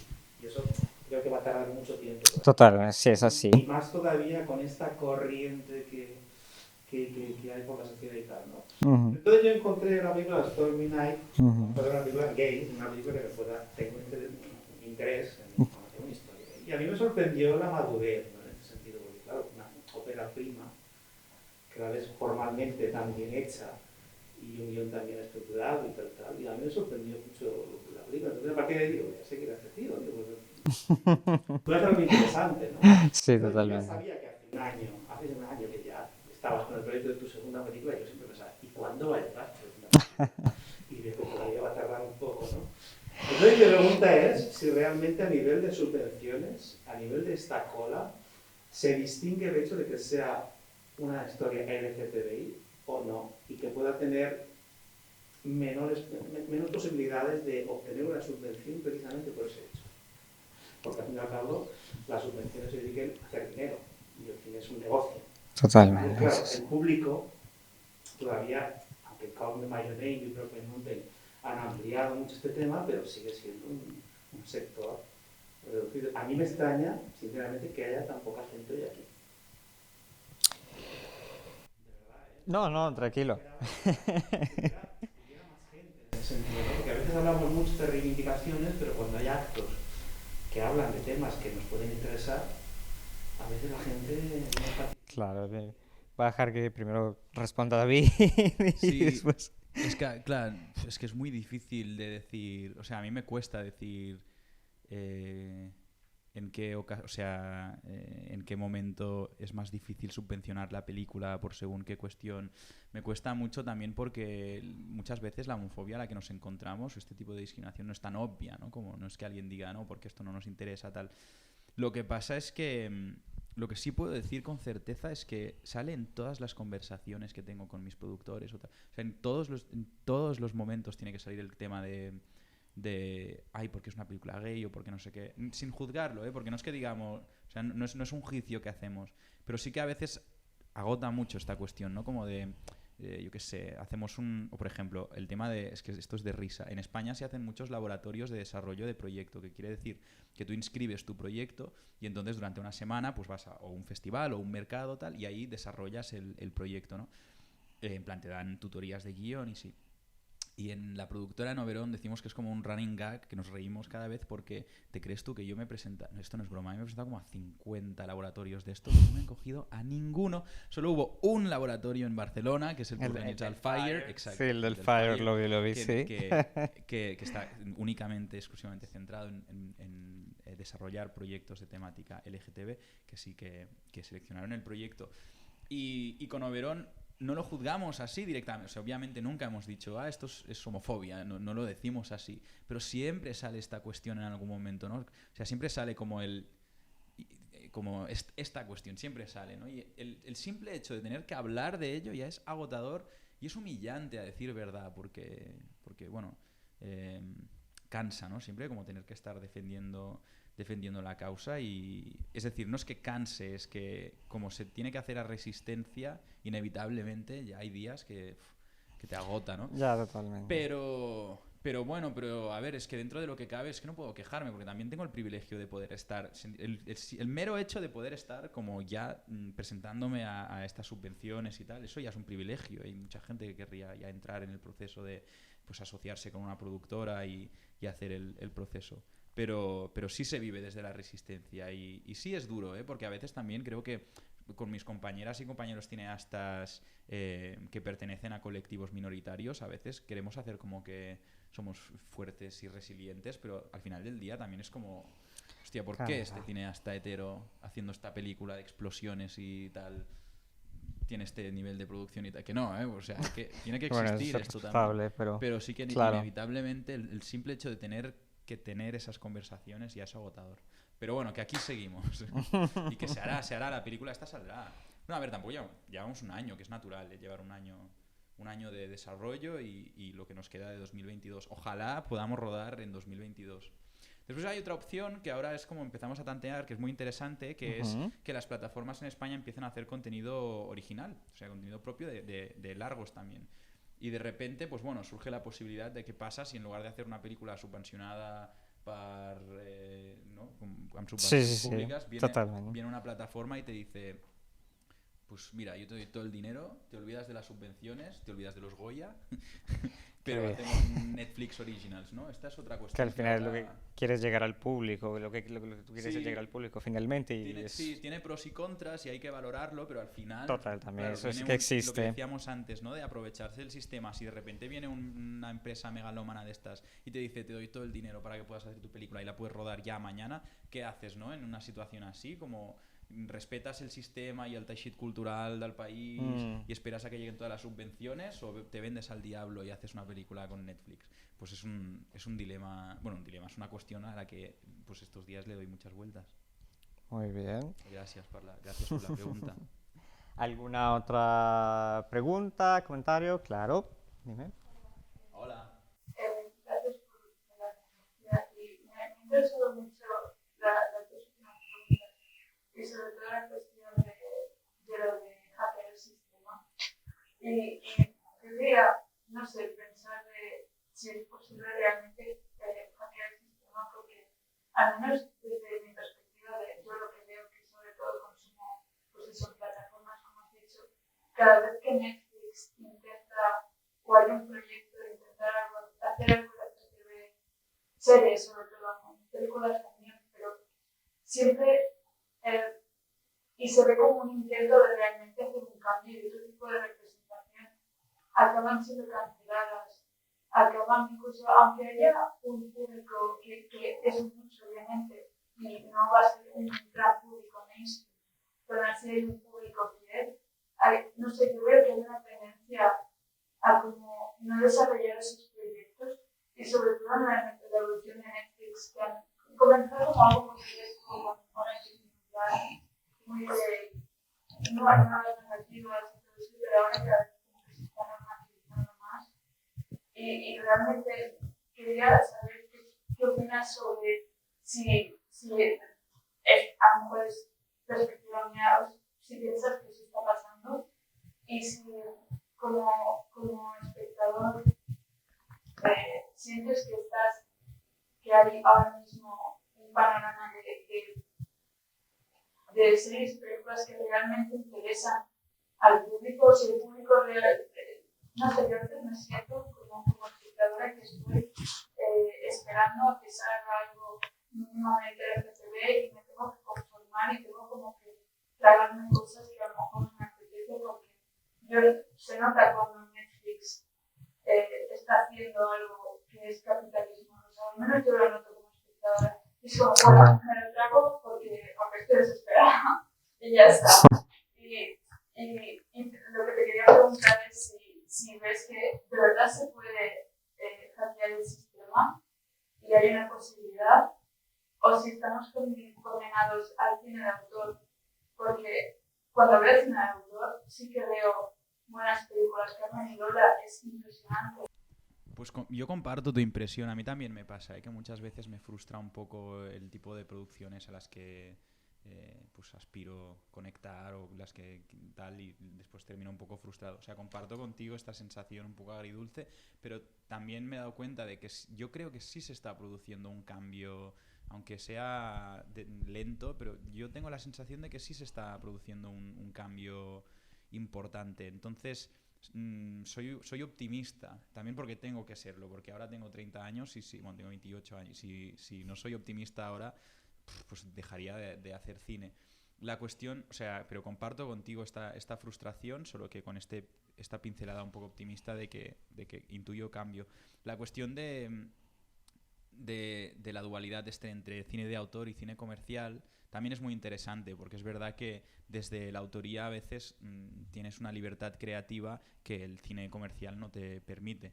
Por otro lado, claro, está una cuestión muy importante que es la del dinero, ¿no? Porque, es decir, a mí me encantaría volver a hacer una película como cuando hicimos A Stormy Night, que no respondía a ningún criterio de producción, porque la hice para mí.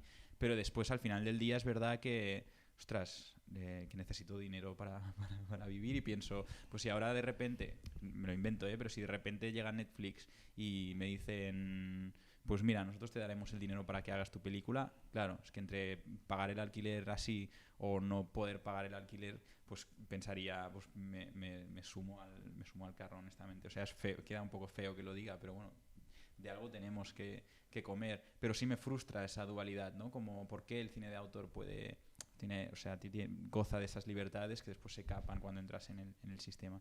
Hay casos muy curiosos. A mí había una serie en Netflix que me gustaba mucho que se llamaba DOA, que es muy bonita y es una serie precisamente que nace de unos cineastas que han hecho muy bien esta cuestión de infiltrarse en el sistema, haciendo películas directamente de crítica al sistema, desde el sistema. Es muy curioso su caso. Se llaman Zalbat Manglich y ella es Brit Marling. Y hicieron esta serie que se canceló después de 2 temporadas y ocurrió un poco esto que comentas, ¿no? Y la gente decía es en pasado de disidentes para Netflix, pero el simple hecho de que pudieran hacer esa serie en Netflix y que estuviera ahí, pues ya aún están, claro, esas 2 temporadas a mí me parece miraculoso que se pueda hacer algo así.